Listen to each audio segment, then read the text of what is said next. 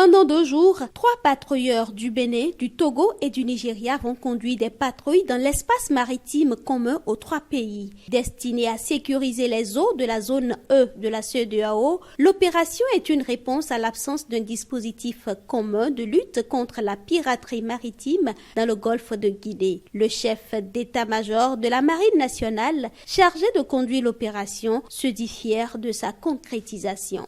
Il y a en effet un peu plus de 3 ans que le haut commandant de la gendarmerie nationale du Niger et moi-même avons en ces mêmes lieux signé le mémorandum d'entente pour la conduite des opérations et des patrouilles conjointes dans notre espace maritime commun, c'est-à-dire l'espace englobant les eaux du Nigeria, du Bénin et du Togo.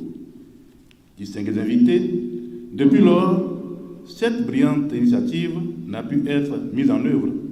C'est pourquoi j'éprouve une fierté légitime de voir aujourd'hui le lancement de l'opération Safe Domain One qui va permettre à 3 patrouilleurs venus du Nigeria, Bénin et Togo de conduire pendant 2 jours des patrouilles dans l'espace maritime commun. La première édition de cette patrouille est le résultat d'un long processus. La zone E de la CEDEAO étant composée du Bénin, du Niger, du Togo et du Nigeria, le ministre chargé de la Défense nationale a formulé le vœu de voir la dimension aérienne prise en compte dans les prochaines éditions. Ce jour mémorable marque le début de la concrétisation d'un rêve vieux de 3 ans qui a connu beaucoup d'efforts de préparation et de financement de divers acteurs. Le lancement effectif des opérations de patrouille maritime conjointe dans la zone E constitue une nouvelle étape dans la lutte contre l'insécurité maritime dans la zone.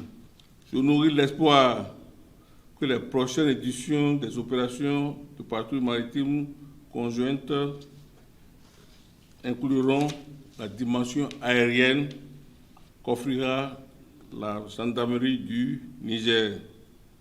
J'invite toutes les unités engagées dans cette opération à faire preuve de professionnalisme afin de faire de cette première édition un succès éclatant. L'initiative a bénéficié de l'appui financier du Danemark et de la Norvège.